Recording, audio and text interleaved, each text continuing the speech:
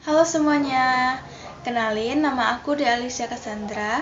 Aku berasal dari kelompok 19 Albert Einstein.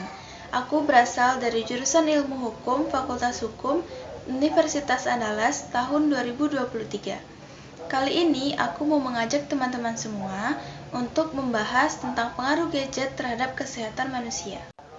Tapi sebelum masuk materi, aku mau ngejelasin dulu nih, apa sih itu gadget? Gadget adalah perangkat elektronik dalam ukuran kecil yang memiliki fungsi tertentu. Gadget selalu mengalami perubahan loh, contohnya handphone, laptop, tab, dan lain-lain. Tapi, walaupun semua itu punya dampak positif, ternyata itu bahaya loh buat kesehatan kalian. Nah, pasti semua jadi pada bingung kan, kok gadget jadi pengaruh negatif sih? Nah, sebenarnya gadget sendiri itu punya banyak banget sisi positif, dampak positif bagi kita yang bisa menggunakannya. Tapi, ada sebagian orang yang justru menggunakan gadget itu secara berlebihan. Jadi, penggunaan gadget yang berlebihan akan menyebabkan banyak banget dampak negatif. Salah satu dampaknya adalah bagi kesehatan kita. Yuk kita bahas. Pertama, aku mau ngasih tahu dulu nih, kalau gadget itu punya sinar radiasi loh. Iya, gadget itu punya sinar radiasi yang langsung masuk ke mata kita. Sebenarnya sinar radiasinya masih tergolong tingkat rendah sih, tapi banyak banget orang yang gak bijak dalam menggunakan gadget. Mereka menggunakan gadget seharian, tanpa kenal waktu, bahkan sampai baterai gadgetnya pun habis, mereka masih menggunakan gadget. Nah ini nih yang bikin mata kita tuh jadi rusak. Banyak banget kasus anak-anak itu udah minus, rabun, karena penggunaan gadget yang berlebihan. Nah, nggak cuma itu, sinar radiasi juga bisa bikin kepala kalian sakit loh. Nah, nggak cuma mata minus sama sakit kepala aja ya, tapi kecanduan gadget juga menimbulkan banyak banget sisi negatifnya. Seperti kalau misalnya kita udah kecanduan gadget nih, kita pasti akan malas banget gerak, karena kita cuma tiduran sambil main gadget aja. Nah, itu akan membuat tulang dada kita itu rusak guys. Nah, selanjutnya, karena kita malas bergerak, akan terjadinya risiko obesitas. Nah, kalau udah obesitas ini tuh udah susah ya guys untuk memperbaikinya. Nah, bukan cuma kesehatan fisik aja yang terganggu, tapi kesehatan mental juga bisa ikut terganggu loh. Karena dalam gadget itu ada namanya sosial media. Nah, di sosial media itu adalah ajang untuk semua orang bebas berekspresi. Nah, kalau misalnya kita berada di sosial media, kita harus bisa membatasi diri kita untuk hal-hal yang gak seharusnya ya. Karena di sosial media itu, semua orang bisa berkomentar baik ataupun buruk tentang diri kita. Nah, jangan sampai kalau misalnya orang berkomentar buruk, itu akan merusak mental. Nah, jadi apa aja sih faktor-faktor yang menyebabkan gadget itu jadi punya dampak negatif bagi kesehatan kita?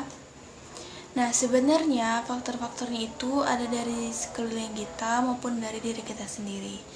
Kalau yang dari sekeliling kita itu bisa aja dari faktor sosial, kayak mungkin orang-orang di sekitar kita memang tidak mendukung kita untuk bersosialisasi, sehingga banyak orang yang memutuskan untuk bermain gadget dan menghabiskan waktunya untuk bermain dengan gadget karena tidak ada orang yang bisa diajak bersosialisasi. Nah, yang kedua itu bisa dari dirinya sendiri, karena memang dia sudah kecanduan gadget, jadi dia hanya mementingkan diri dia dan gadget saja. Karena banyak banget kasus di mana orang-orang jadi sedikit sekali bersosialisasi karena mereka sibuk menggunakan gadget mereka masing-masing. Nah, jadi gimana sih cara mengurangi penggunaan gadget sehingga membuat kita mengurangi juga dampak dari kesehatan terhadap diri kita? Nah, sebenarnya caranya yang pertama itu gampang banget, karena kita hanya butuh niat.